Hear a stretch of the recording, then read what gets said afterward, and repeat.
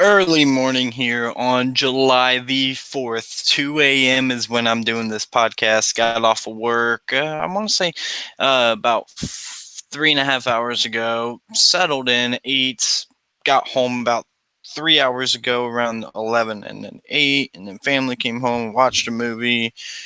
So now I'm doing this on the 4th of July. What an activity. I'll be screen sharing my predictions in just a second.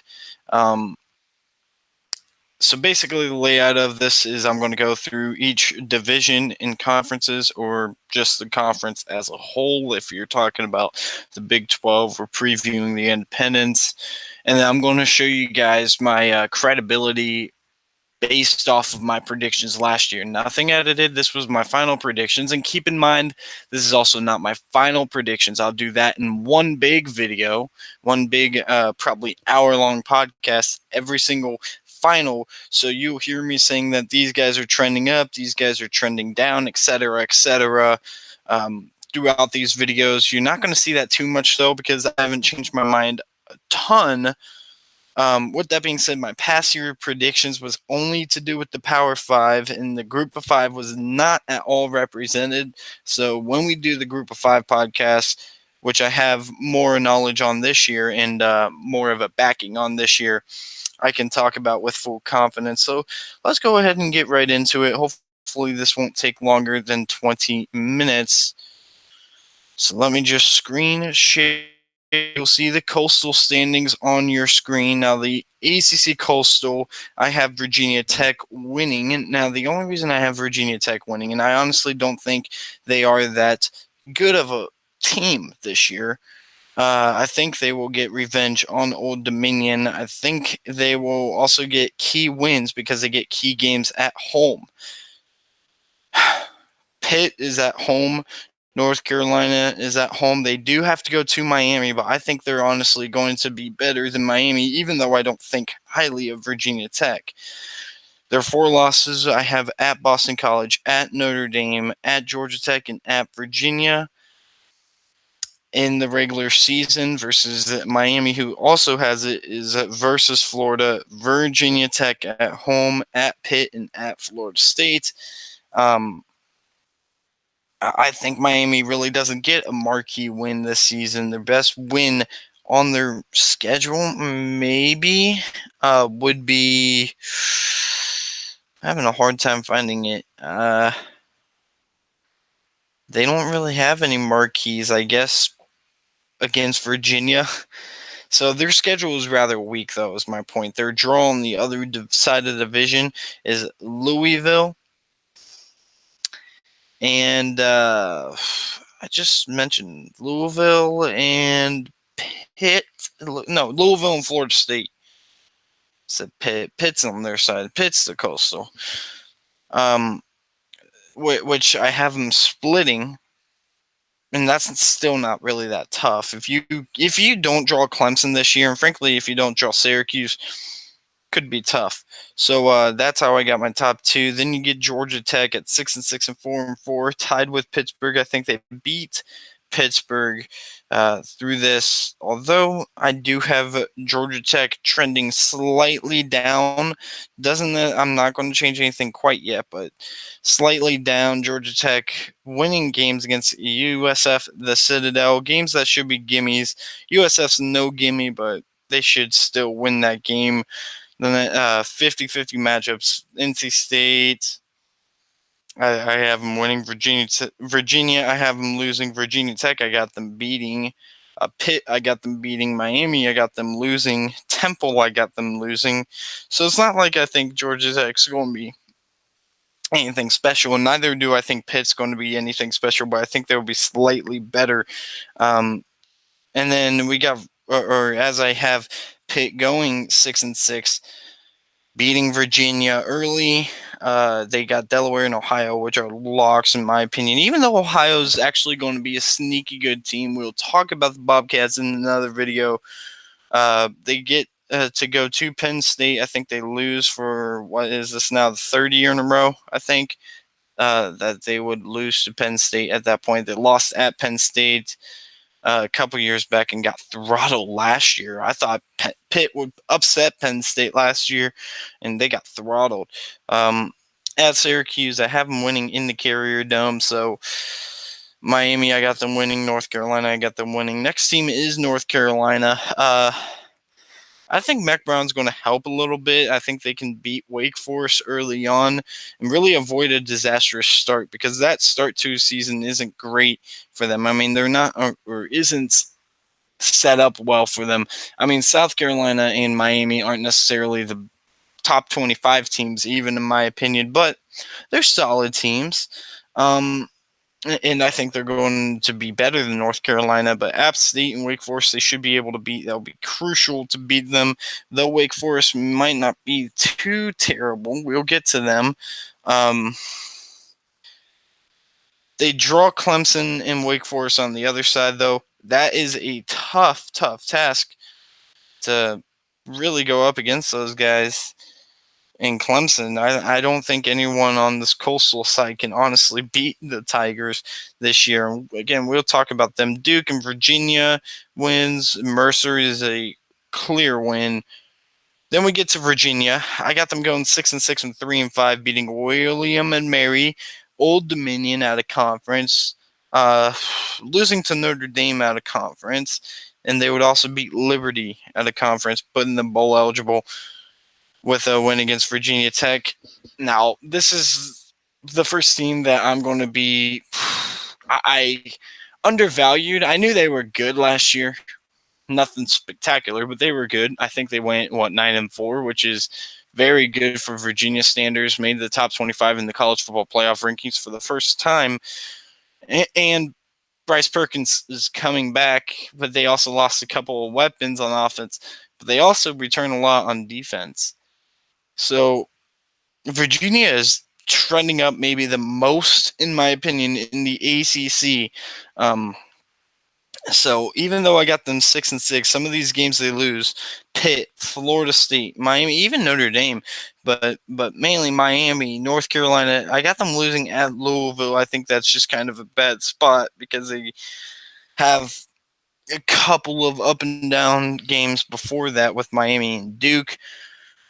That's the only reason why, and I think Louisville will be slightly improved.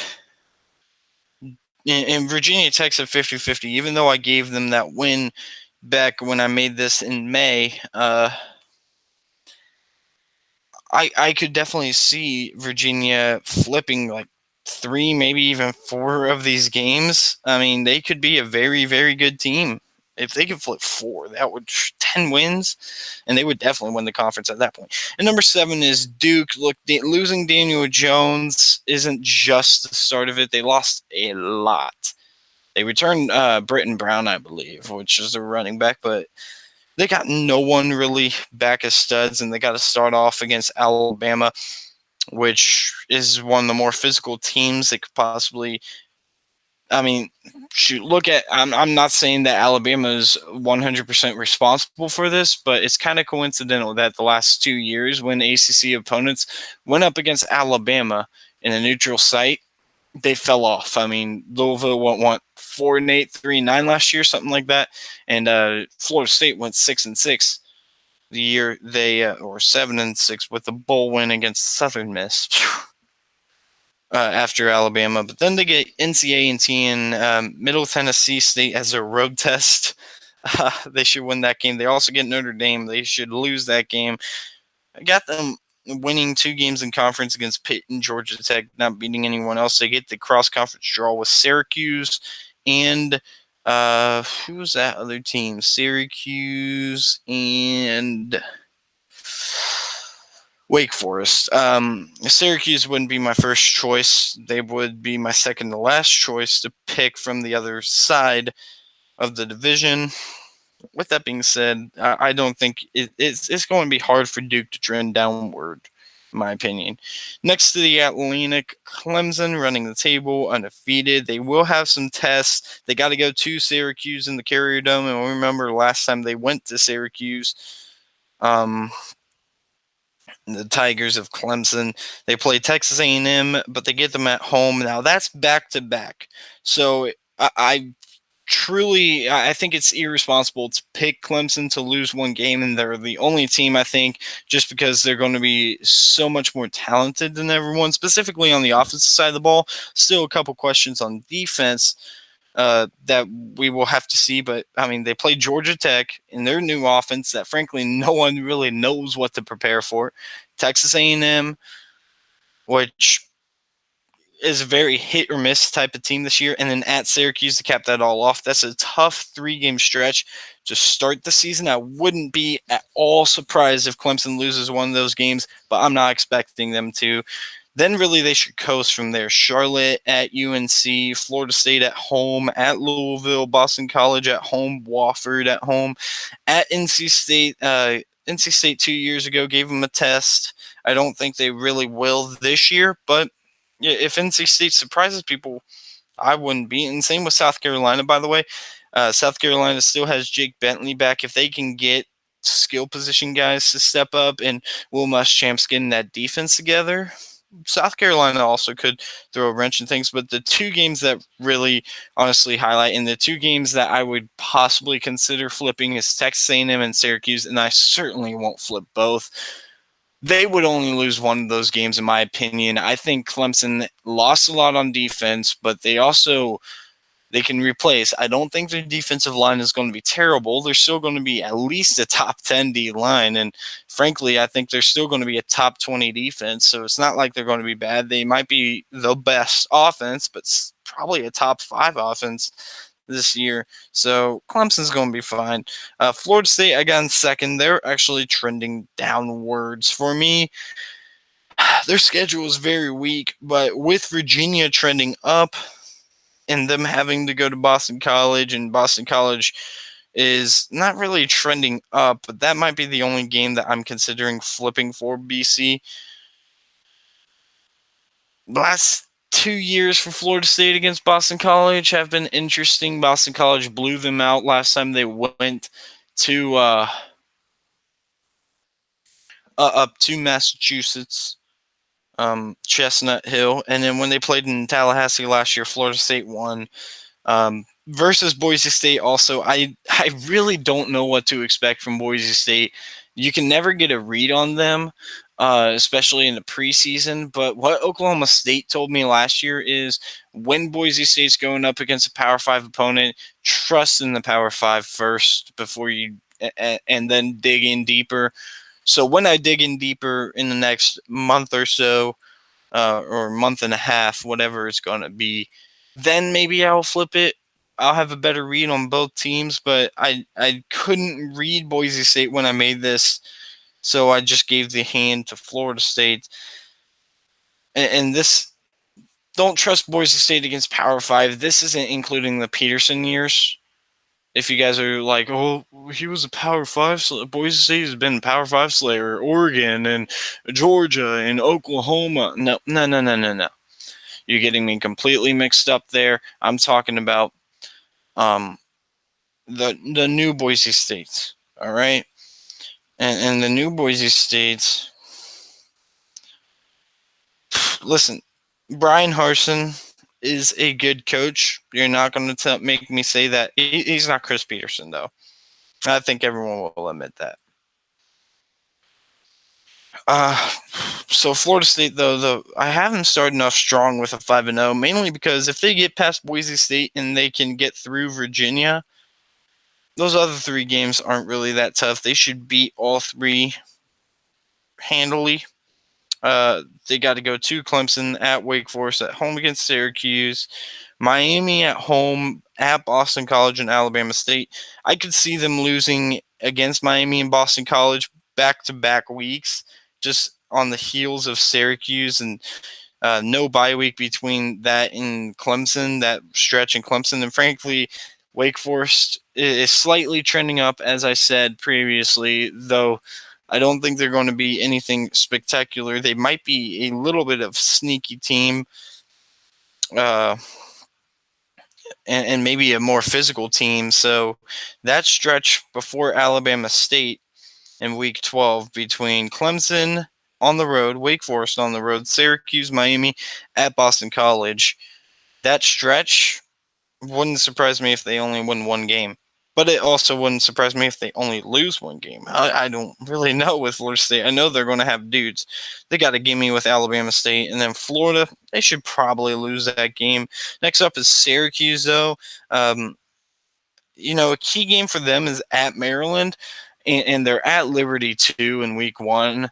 But at Maryland right after that, this one's a toss-up. It's right before Clemson. I could see Syracuse peeking ahead a little bit to Clemson and get caught by Maryland, because I don't think Maryland's going to be a bad team. So I got Maryland upsetting Q's in the out of conference. Clemson uh, beating them as well. Starting off 1-2 wouldn't look good, but I think this is still a good team. I don't think Maryland's bad, and it's on the road right before Clemson, and then Clemson is what I think maybe the best team. Western Michigan Holy Crosses are dubs, should be give me's. At NC State, could go either way. I picked NC State, but it really could go either way. Pitt, another one that could go either way. At home, I picked Pitt just because that's a tough start to the season, and 3-4 is not great. But hey, if they win out, they got a lot of momentum, and I think they could. At Florida State's another 50-50. Boston College, another 50-50. But they should really go 3-0 in the final three after the bye week against Duke, Louisville, both on the road. But Duke and Louisville, come on, and Wake Forest. Though I think they're sneaky. It's in the Carrier Dome. Fourth is Boston College, tied up with Syracuse. I got Syracuse beating Boston College. That's the only reason why Syracuse is up there. Boston College, I honestly could see, though, starting out a solid 7-0 because they really don't play anyone. I mean, their toughest opponent is Virginia Tech at home in week one, in my opinion, and I really think the Atlantic is much stronger than the Coastal. I don't think Virginia Tech is that great, and they got another 50-50 with NC State, but they got Kansas and Rutgers on the road out of conference. They also got Richmond in this mix at Louisville. It's their road test. I mean, they should win 5 of these. And you know what? They should win 6 of these because they should at least split Virginia Tech and NC State. And I'm expecting a 7-0 start for BC before they go on a 4-game losing skid because this is a backloaded schedule at Clemson, at Syracuse versus Florida State, at home against Notre Dame after a bye week. That could be dangerous for the Irish if they're a playoff contending team. But frankly, I don't see them being playoff contending. We'll get to the Irish. And I got the Irish winning that one. And at Pitt, and that's reverse logic to me, too. Basically, when you got a playoff team, teams will play harder against you because they want to be that team to spoil your season. We saw it with Pitt in Miami. We saw it with Michigan State, Ohio State back in 2013. We saw it with Iowa in 2017 and 2018 with Purdue, 2016, Penn State, Ohio State. Man, a lot of Ohio State here. Ole Miss in 2015, yeah, against Alabama, and frankly 14 too, by the way. Texas A&M against Alabama. I mean, I could go on and on and on. And a lot of times it's worked too. And Pitt also did it against Clemson. I could go on all day about that. But the next team up is NC State. They lose a lot. They really do. I don't think they're going to be that good. They go and play East Carolina, West Carolina, at West Virginia. Man, this game, I wish it would have happened last year because both these teams were a lot better last year. West Virginia losing Dana Holgorsen, which is not great defense, but a great offensive mind. And they're talking about Jack Allison starting. Nah, maybe Austin Kendall, I think. I think he's eligible. I don't know. But either way, West Virginia is going to be a lot worse. They had their year. Last year was their year. That's why Dana Holgorsen left because he knew that he couldn't go higher at West Virginia at this point because West Virginia competing in the Big 12, I mean, they really couldn't recruit the same guys that their conference foes were recruiting. Holgorsen realize that, because even if they got guys from Texas, they couldn't compete with Oklahoma and Texas in that state. And TCU and Baylor, frankly, they're not even on the same level as an Oklahoma State. They're not on the same level as them in terms of recruiting. And then West Virginia is going to have a hard time dipping into Ohio because, well, you're not going to play any of these teams from Ohio, because I want to play maybe in Ohio State. I want to play maybe just closer to home. Granted, West Virginia isn't that far from Ohio. I mean, it's border.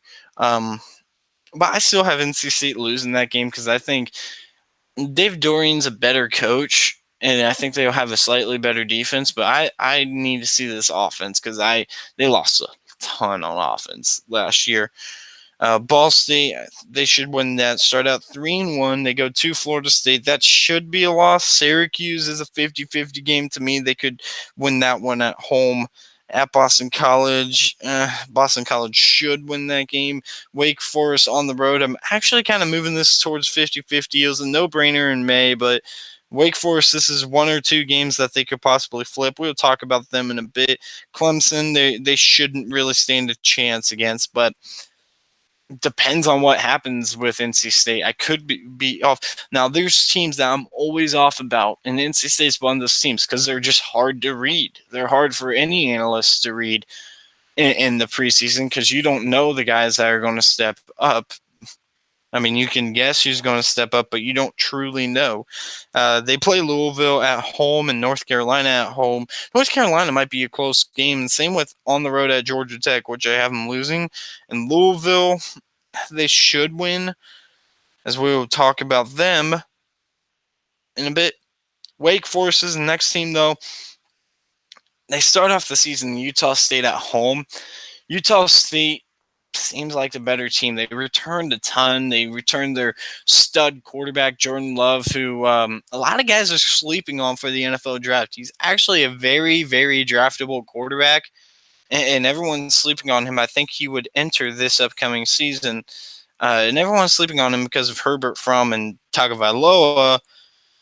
He might be that next best guy. I don't know. He might be better than a couple of these guys. He's definitely going to be more durable than Tagovailoa, based on what we've seen so far. Fromm is more of a system guy, a game manager. You can't really, I mean, he can make plays for you down the stretch and lead your team back, but what I've seen so far is he can't go out there and win a game when nothing else is working. Like the rush game was working against Oklahoma, so he had a drive or two in the fourth quarter to lead them. He can do that. Or if their defense is carrying and if someone else is putting Fromm in position to win, they'll win. But Fromm isn't going to go out and win the game.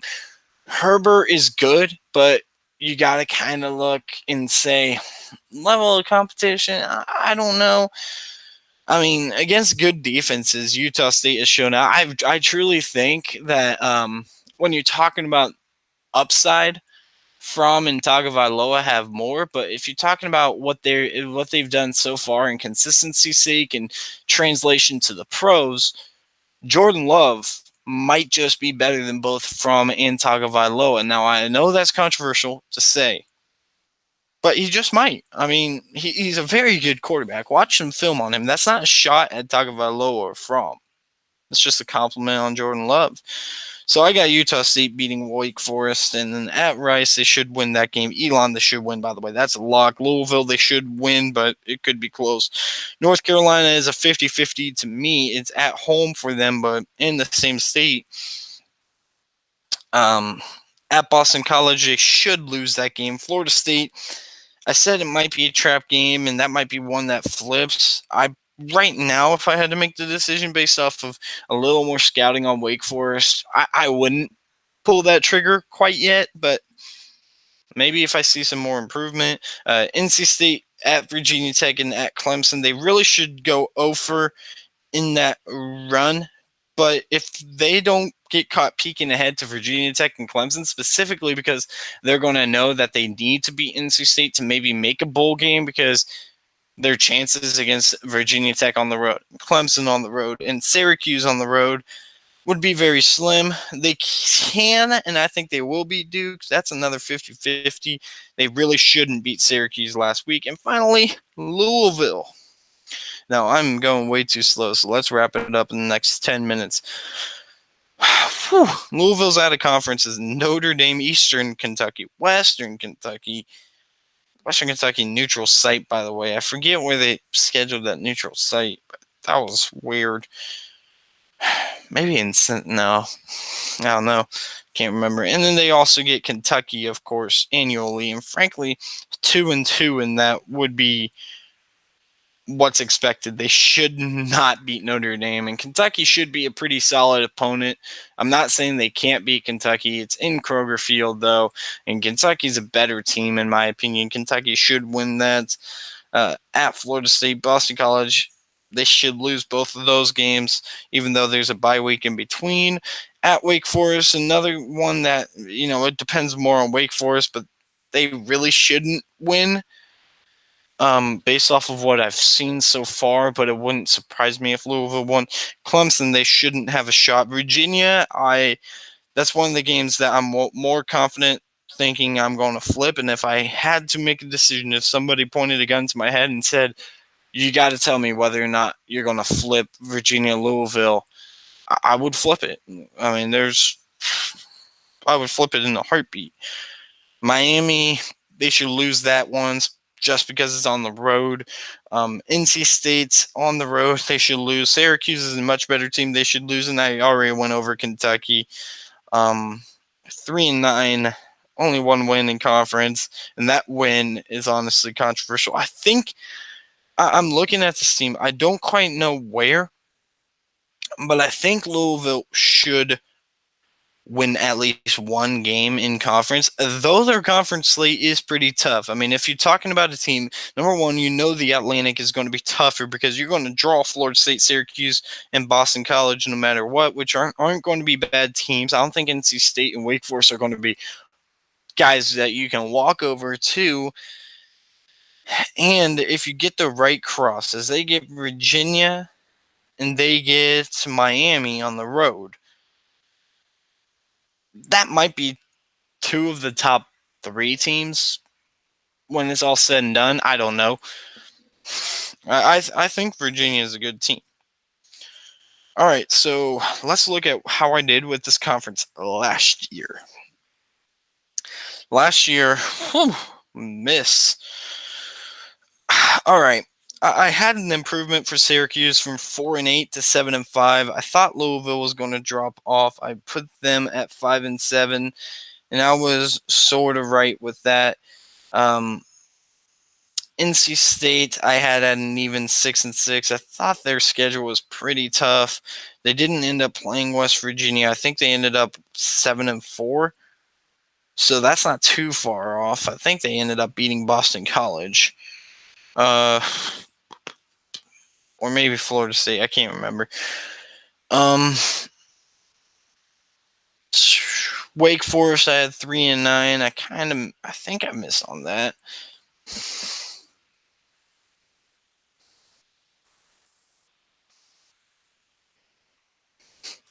Well, let me look up the standings real quick, just so I'm not going off the top of my head. I had 3-8 for Wake Forest in the Atlantic Coast. They went 7-6. I thought they went bowling, but I wasn't positive, so I was off by a lot with Wake Forest. Syracuse went 8-4 though. No, 9-3 in the regular season, 10-3 overall. So I was off by a couple games with them. I had Boston College going 9-3. I was high on Boston College last offseason. They ended up 7-5, so I was 2 games off with them. Clemson I had going 10-2 because of the offensive questions. I didn't think they'd be able to score, and boy, was I wrong down the stretch. Clemson surely blew out Alabama and went 15-0, 12-0 in the regular season. And Florida State, I had winning the division and the conference. I thought, I was like, Willie Taggart's not a great coach, but I still think they'll rebound if they beat the right teams and Clemson falls to the right teams. Oh, wait. Okay. Nope, I changed Clemson to 11-1, losing at Florida State. Boy, was I wrong. So never mind. I had Clemson winning the division either way, though, and then I had to, man. I on the other side, it was yikes. I have some serious misses here. Now Miami, I missed big time, but frankly, everyone did. 11-1. I don't think anyone really saw 7-5 coming. Shakes. but I did, I did pick them to win. But my second place team ended up winning, and that was Pittsburgh. They won the division, though they were what? I think they were 7-5 or 6-6, something like that. Yeah, they were. They ended up 7-7, and then Virginia Tech at 9-3 and 5-3. I was also very off about that. They went. They were lucky to get a bowl game. They went 6-7. Then I had Georgia Tech at 8-4 and 5-3. Again, very wrong about that. They went 7-6. I think they might have went 6-6. I don't know, but 8-4 is still a little bit high. Duke I had going 7-5 because of Daniel Jones. They ended up going 7-5, I think. No, wait, they went 8-4, didn't they?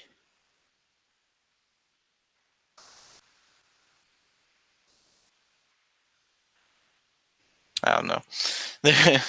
but I wasn't that far off on Duke. Duke was one of my better picks last season.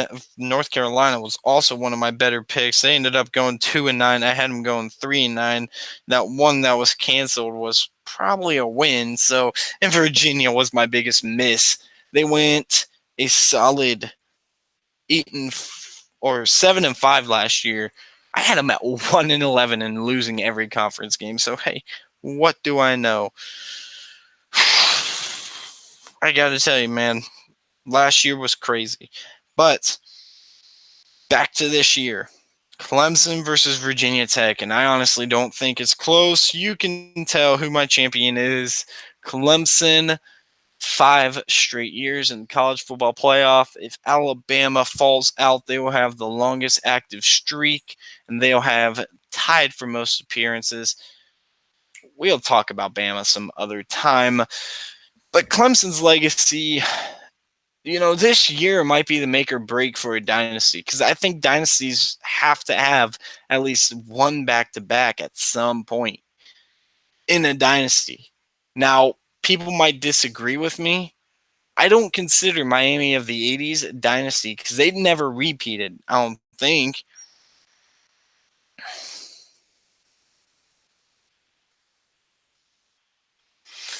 I don't think they ever repeated.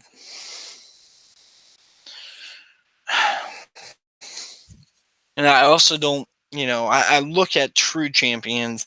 I saw something about how teams basically they lost championships and they still claimed it, something like that.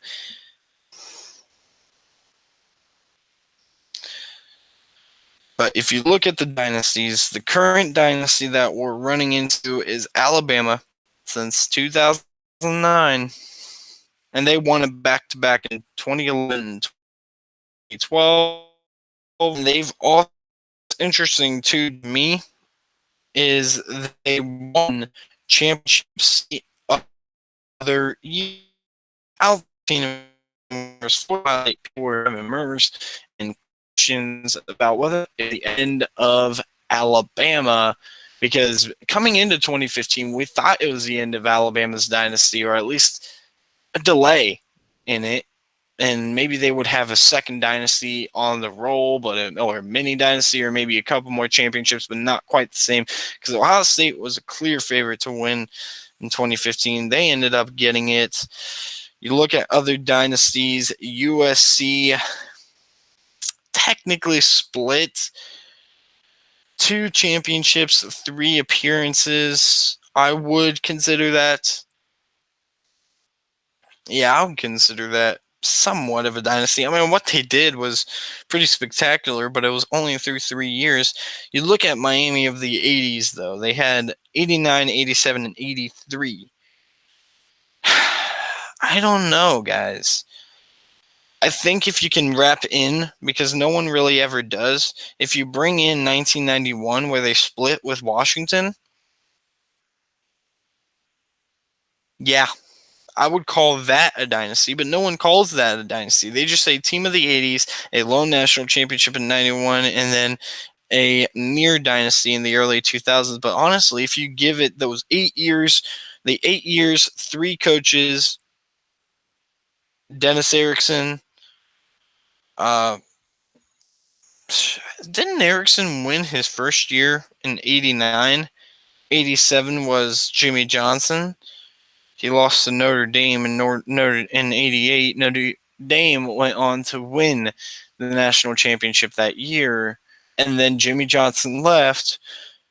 And then Dennis Erickson won 2 championships in 3 years. And it was Howard Schnellenberger who started it all off. Butch Davis brought them back to prominence in the early 2000s. Larry Coker couldn't get it together. Man, I would argue that Washington and Miami would both have beaten Oklahoma in 2000.